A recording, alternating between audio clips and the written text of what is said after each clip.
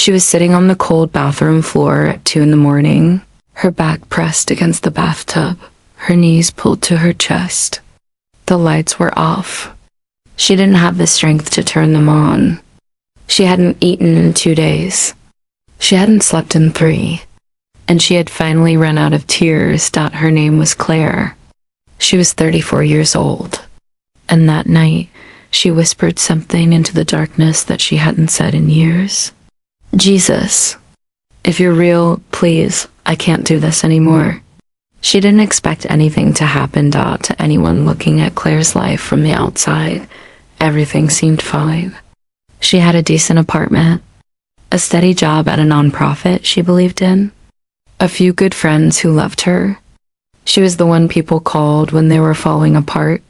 She was the strong one, the one with the answers, the one who always showed up. But what nobody knew, what Claire had carefully hidden for almost 2 years, was that she was quietly drowning.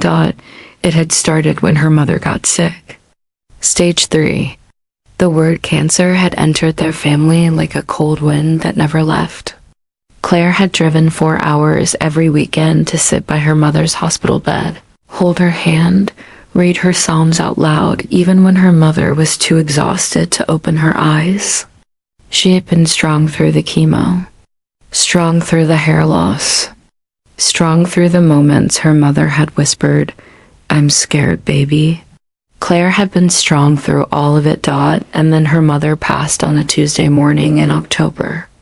And Claire had driven back to her apartment alone, walked inside, closed the door, and completely shattered. But grief wasn't the only thing she was carrying. 3 months after the funeral, her relationship of 4 years ended. Not dramatically, not with screaming or betrayal, just quietly, painfully, like a candle being blown out. He said he needed space, that he wasn't sure anymore, that he loved her but wasn't in love with her. Claire had nodded, told him she understood, and watched him pack his things on a Saturday afternoon while she sat on the couch pretending to read a book. She hadn't cried in front of him either. By the time that cold January arrived, the January of the bathroom floor, Claire was exhausted in a way that sleep couldn't touch. She was going through every motion of her life, but she felt hollow, like she was watching herself from a distance, like the real Claire had gone somewhere and left this ghost behind to answer emails and return text messages and smile at coworkers. She had grown up in church. She knew all the right words. She could quote the verses. She had a Bible on her nightstand that she hadn't opened in 8 months. Every time she looked at it, she felt something she couldn't quite name.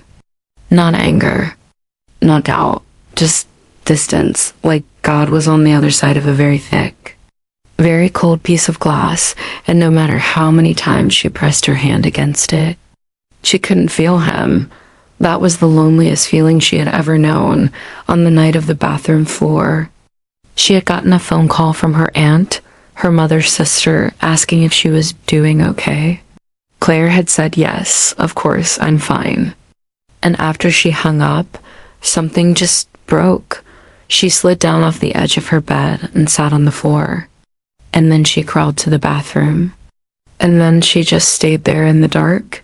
Prayer, the moment everything changed, she didn't even mean for it to be a prayer. It just came out. Jesus, if you're real, please, I can't do this anymore. And then she started talking. Not in pretty church language. Not in the polished sentences she used to pray out loud during Bible study. Just raw, broken, honest words that fell out of her in the dark. I don't know where you went. I don't know if I pushed you away or if I was too angry to see you, but my mom is gone and I miss her so much. It feels like I have a hole in my chest that nothing can fill. And I'm so tired of being the strong one. I'm so tired of acting like I'm okay. I'm not okay. I haven't been okay in a really long time. She pulled her knees tighter. I don't know if you hear me. I don't know if you're listening, but I don't have anyone else to talk to right now. I don't have anywhere else to go, so I'm just here, talking to you, in the dark. She went quiet for a moment. The apartment was completely still. No sound except the faint hum of the refrigerator in the kitchen, and the distant sound of rain beginning to fall. Outside Dot, and then something happened that Claire has never been able to fully explain. Dot, it wasn't a voice. It wasn't a vision.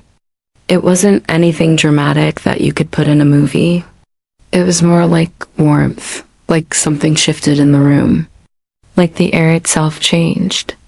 And in the middle of that dark bathroom, in the middle of all her grief and exhaustion and loneliness, Claire felt for the first time in almost 2 years that she was not alone.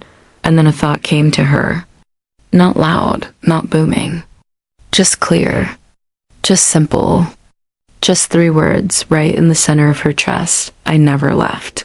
Claire put her hand over her mouth. Her eyes filled with tears.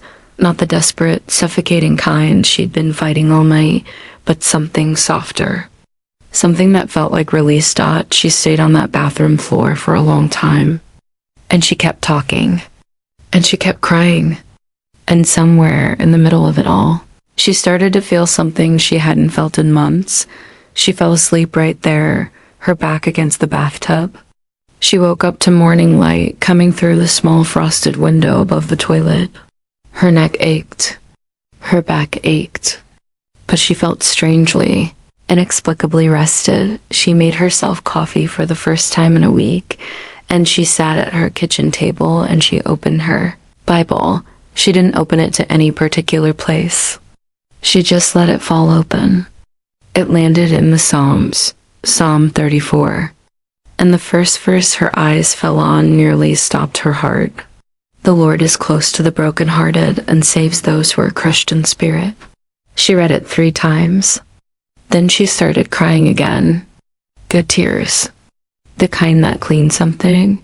That was a Wednesday. Dot, on Thursday, she got a text from a woman at her old church, a woman named Diane she hadn't spoken to in over a year. The message said, Hey Claire, you've been on my heart this week. I don't know why. Just wanted you to know I'm praying for you and I love you.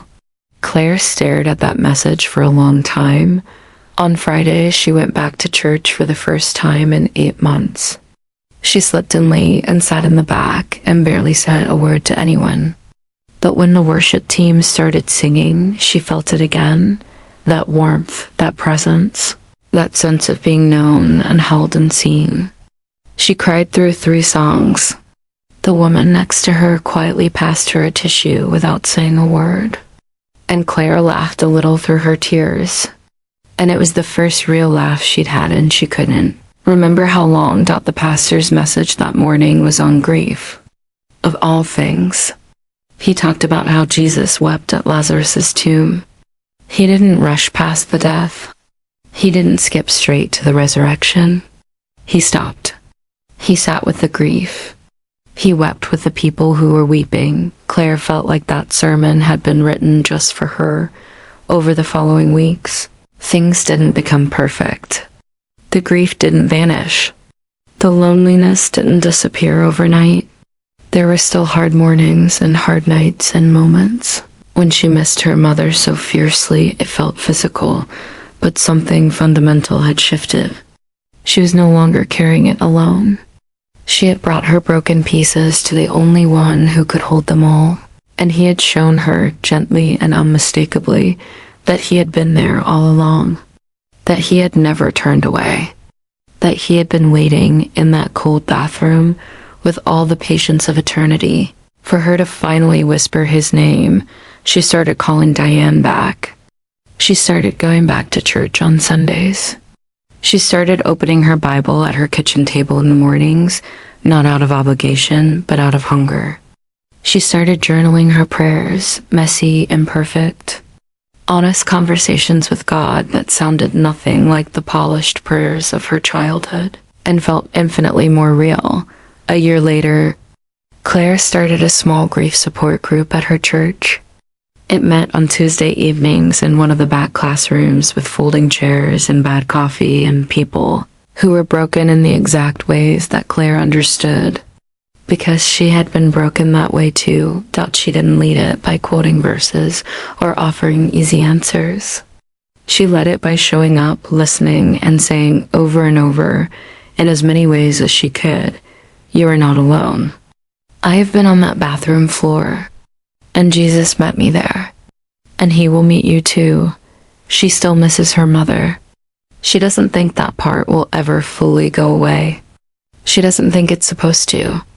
Love doesn't vanish just because the person does. But the grief had been transformed into something she could carry. Rather than something that was carrying her. She still has the Bible. She opened that Thursday morning after the bathroom floor. Psalm 34 is underlined in pencil, a little messy, like she was crying while she was doing it. The Lord is close to the brokenhearted. She told her Tuesday group about that verse once. She said, "I used to read that verse and think it was nice. I never knew it was a promise until I needed it to be one." Inspirational ending for you. Watching this, maybe you're watching this right now and you know exactly what that bathroom floor feels like. Not the literal floor maybe, but that place inside you. That place where you've run out of strength. Where the performance is over. Where you can't hold it together for one more minute. Maybe you've been strong for every